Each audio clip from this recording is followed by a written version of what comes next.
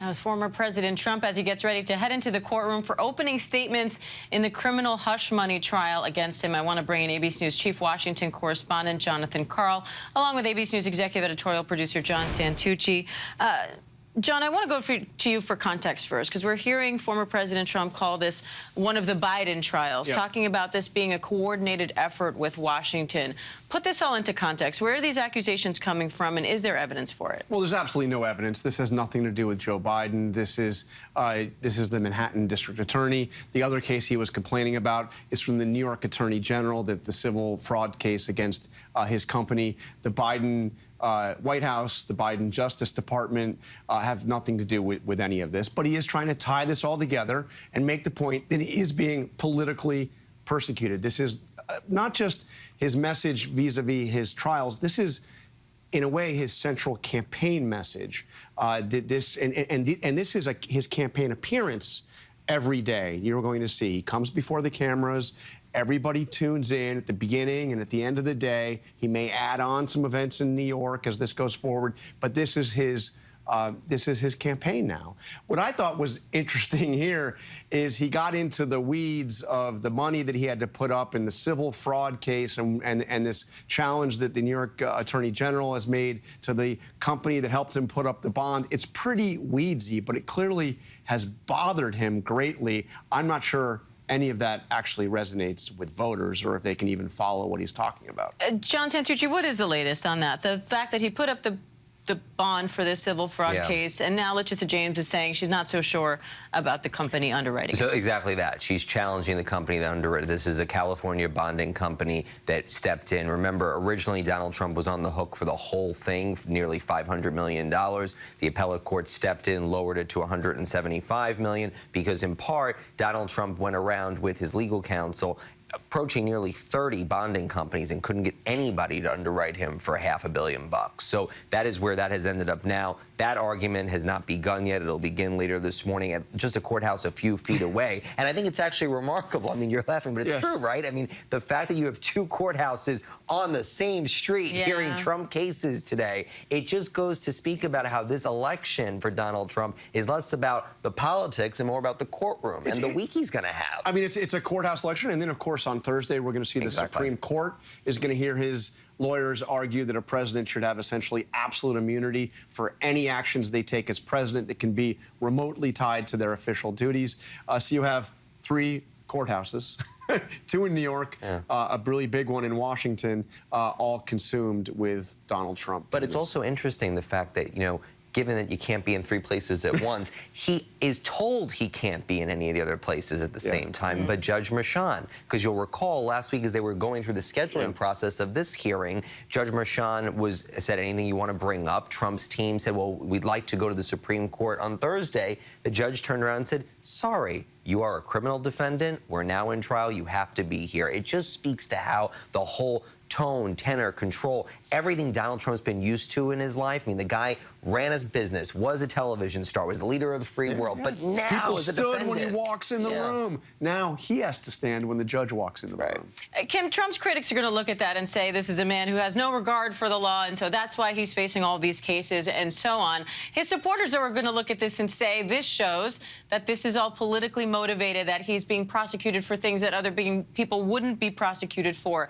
How much of that do you expect to come into the courtroom? It's one thing to say these things outside of court, but how much do you expect to hear that from his attorneys once they actually start opening statements today and they start presenting this case formally? So, of course, the jury is required to make a decision based on the evidence in the trial, but of course the prosecution or the defense lawyers in their opening and closing statements can try to reframe the narrative to demonstrate or argue essentially that this is a for lack of a better word, a trumped-up crime, that this is a crime within a crime. These are falsification of business records, which don't don't tend to be a standalone indictment. Usually it's tacked on to more serious crimes in New York, and that there really isn't a strong precedent set for saying that a hush money payment is a federal election crime. The Department of Justice declined to actually prosecute Donald Trump for that thing under federal law. So they can say, listen, if you put all these pieces together,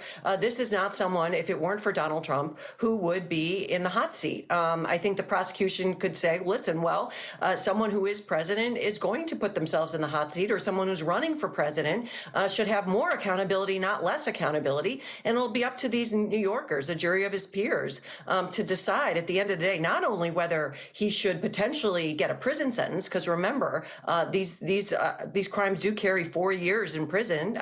There's no knowing whether he'd actually get that. But everyone knows this does impact the future of the country and the election in November. And I do think it's unlikely that there'll be any other criminal trial that will go to verdict before November. So there's so much riding on this. The very first case that many legal analysts thought was a weak one that shouldn't have been brought, and it's now one of the most important cases in the history of the United States, probably. So, John Carl, those are the legal stakes here. What are the political stakes here? Well, you know, the political stakes, the one thing that we just don't know is how does it affect his standing with voters if he is actually convicted of a felony. We've seen polling, and including exit polling in the early primary states, that suggests that people that have supported him, even though he is indicted, would rethink that if he was actually convicted of a crime. Now, whether or not that actually happens once and if he is convicted, you know, who knows? Because he will make the case, political prosecution, this is ridiculous, Democratic city, Democratic prosecutor. But the other thing that we don't talk about as much is what if he's acquitted, which is really possible. That could be a boost, a real boost. I mean, look at what I was on hand twice when he was acquitted in Senate impeachment trials. And he, you know, took that as took a real victory laugh on that, saying this was, you know, he was declared innocent of all charges, which is not exactly what happens. It means that the charges were not proven. Doesn't mean you're innocent, but he will take that to the people as well. So I don't think we know, you know, the political impact of this. Santucci, how much does it matter that this is the first criminal trial going forward of the indictments that Trump is facing? Well, as John Carl made the point earlier, which I completely agree with, shocking, wow. that, yeah, don't let it go to your head, John, but the reality is that this is the best one for him politically, right? I mean, all the other cases, besides the fact that, they all pretty much have indicated they would go on for months if and when they go to trial, this will be the shortest. But this is the one that is so far away from the 2024 election, just the idea of having to re-educate the voter alone. We're talking in 2016, involved in an affair, Michael Cohen, all of it, and the fact that, again... An affair from 2006. Right, well, we're going back another decade. But I think all of that, again, to just reinforce that, you know, this is so far in the past. They're going to make the argument why you're bringing it now. And again, as John said, which I agree with, that this was standard procedure, right? An NDA. That, frankly, as Donald Trump has gained more and more national popularity, has been around, I think more Americans know the phrase NDA because of Donald Trump than anything else. I would, though, want to make a quick pivot because as court is getting underway, you know, we talked last week about just so much of the process of things going on. Our team just talked about how the jurors really impact the day. One of the alternate jurors apparently has a toothache this morning. So court was going to go until 2 o'clock today, ending early to observe Passover. Now we're going to end even earlier at 12:30 because the juror with the toothache has an appointment with the dentist. Has to go to the dentist. And that appointment is not at 2:30? No, it's not. I'm sorry. I know, you'd think the dentist would make a little room in their schedule and squeeze them in. No, but I think it's just as they go through so much of this, right? I mean, you're seeing already comments about, you know, concern about the media attention, whatnot. This is just really going to be a lot of process before we get to opening statements, which should begin shortly. Yeah, hopefully. Just a reminder, this is real life, real people with real toothaches, apparently. John Carl, John Santucci, Kim Whaley, thank you all.